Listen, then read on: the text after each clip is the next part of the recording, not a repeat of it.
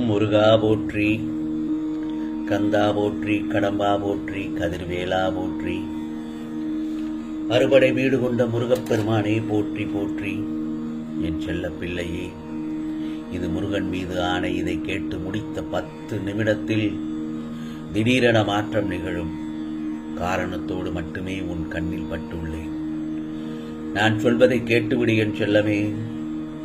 இதோ இந்த முருகப்பெருமான் உன் வீடு நோக்கி வந்து கொண்டிருக்கிறேன். என்னை வரவேற்க தயாராக இரு. எப்படி இந்த காரியத்தை நடத்தப் போகிறேன் என்று கண்ணீர் மல்க என் பாதத்தில் விழுந்து அழுகிறாய். காத்திரு, பொறுமை காத்திரு. இதோ வந்துவிட்டேன் என் செல்லமே. நான் இருக்கும்போது நீ ஏன் கண் கலங்குகிறாய்? உன் காரியத்தை நல்லபடியாக முடித்து தரப்போகிறேன். உனக்கு வேண்டியதை எல்லாம் தந்து உன்னை வழி நடத்தி செல்ல நான் இருக்கும் பட்சத்தில் நீ ஏன் கவலைப்பட்டு கொண்டே இருக்கிறாய்? உன்னை எந்த ஒரு சூழ்நிலையிலும் இந்த முருகப்பெருமான் கைவிட மாட்டேன். முருகா, நான் உழைக்கின்றேன், முயற்சிக்கின்றேன், பிறகு ஏன் என்னால் எந்த ஒரு வெற்றியையும் அடைய முடியவில்லை என்று என்னிடம் கேட்கிறாய். உன்னுடைய உழைப்பும் முயற்சியும் உண்மைதான். ஆனால் வெற்றி என்னும் பூக்களை பறிக்க சில முட்களிடம் காயப்பட்டுத்தான் ஆக வேண்டும். நான் சொல்வது புரிகிறதா? ஆகவே உன்னை நல்லபடியாக உயர்த்து போகிறேன். படிப்படியாக உயரப் போகிறாய். அதுதான் முக்கியம்.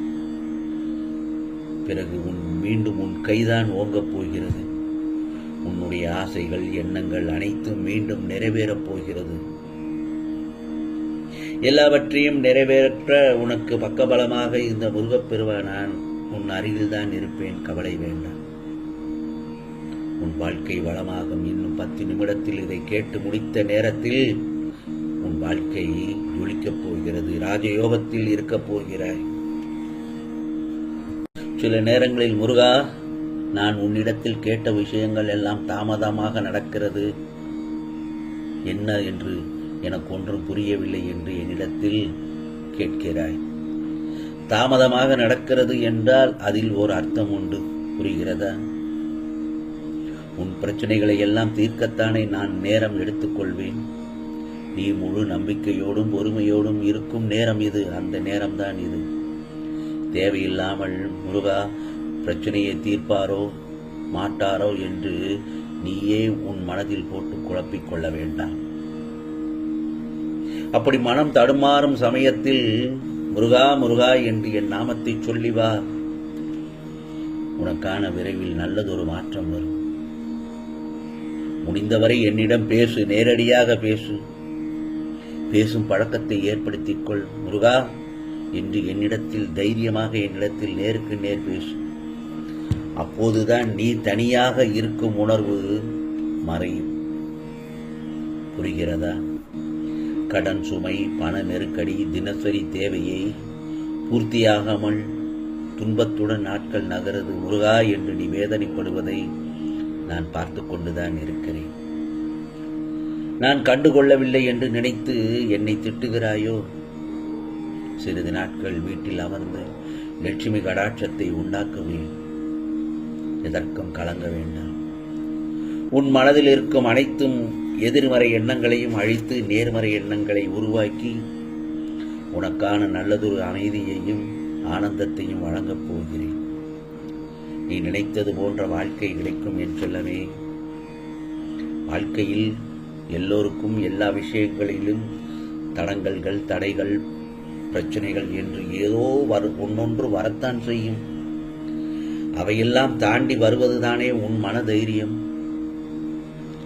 எடுத்தவுடனே என்னால் முடியாது முருகா என்று நீ நினைத்து அனைத்து விஷயங்களையும் செய்து முடிக்கப் போகிறாய். அதற்கான காலத்தை நீ இப்பொழுது தொட்டுவிட்டாய். உன் விடாமுயற்சியும் கடின உழைப்பும் வெற்றியை நோக்கி செல்லும். உன் சந்தோஷத்தின் என் சந்தோஷமும், உன் அழுகையில் என் கண்ணீரும் இருக்கிறது. புரிகிறதா? உனக்கு எல்லா பிரச்சனைகளில் இருந்தும் நல்ல விதமாக புரிய வைக்க வேண்டியது என் பொறுப்பு. நான் உன்மேல் கோபப்பட மாட்டேன். நிச்சயமாக நல்லதொரு வழியைத்தான் காட்ட வந்திருக்கிறேன். அதில் நம்பிக்கையோடு இருக்க வேண்டும்.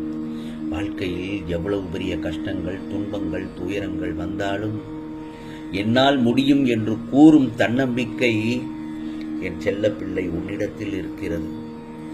அப்படி உன்னிடத்தில் இருக்கும் பட்சத்தில் தோல்விகள் கூட தோற்று போகும். உன்னிடத்தில்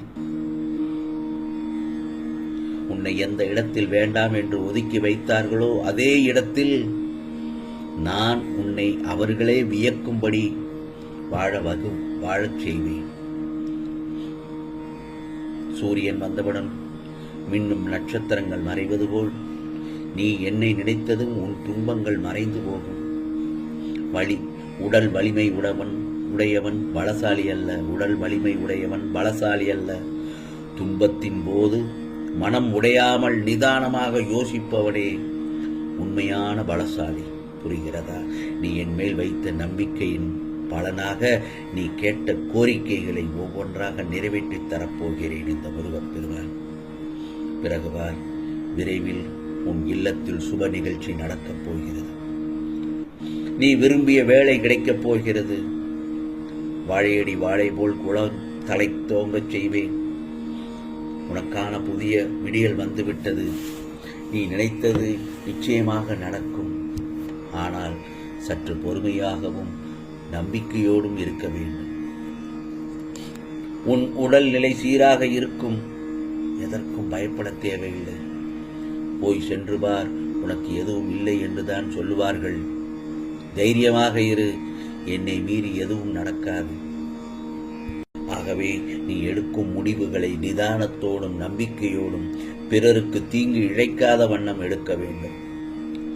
எல்லோருக்கும் தேவைகள் எப்போதும் மாறிக்கொண்டேதான் இருக்கும். முதலில் அந்த நிலையை சமநிலைப்படுத்திக் கொள்ள வேண்டும். அப்போதுதான் எதிர்பாராமல் வரும் தாமதங்களையும் தடைகளையும் உன்னால் இலகுவாக எதிர்கொள்ள முடியும். கஷ்ட நஷ்டங்கள் வாழ்வில் ஒரு பகுதிதான். இதை தீர்க்கமாக நம்பு. அதுவே வாழ்க்கை கிடையாது. நீ அடையும் லட்சியத்தை பெறும் வரை அதற்கான முயற்சிகளில் சுணக்கம் காட்டக்கூடாது. அப்போதுதான் உன்னால் சுடர்விட்டு பிரகாசிக்க முடியும். ஆம் செல்லமே, இதை கேட்டு முடித்த 10 நிமிடத்தில் திடீரென மாற்றம் நிகழும். காரணத்தோடு மட்டுமே இந்த முருகப்பெருமான் உன் கண்ணில் பட்டுள்ளேன். நான் சொல்வதை எல்லாம் கேட்டுவிட்டாய் அல்லவா? நிச்சயமாக உனக்கானதெல்லாம் நல்லது நடக்கும். நல்லது மட்டுமே நடக்கும். அதுவும் நன்மையாகவே இருக்கும். ஓம் சரவண பவ. ஓம் சரவண பவ. ஓம் சரவண பவ.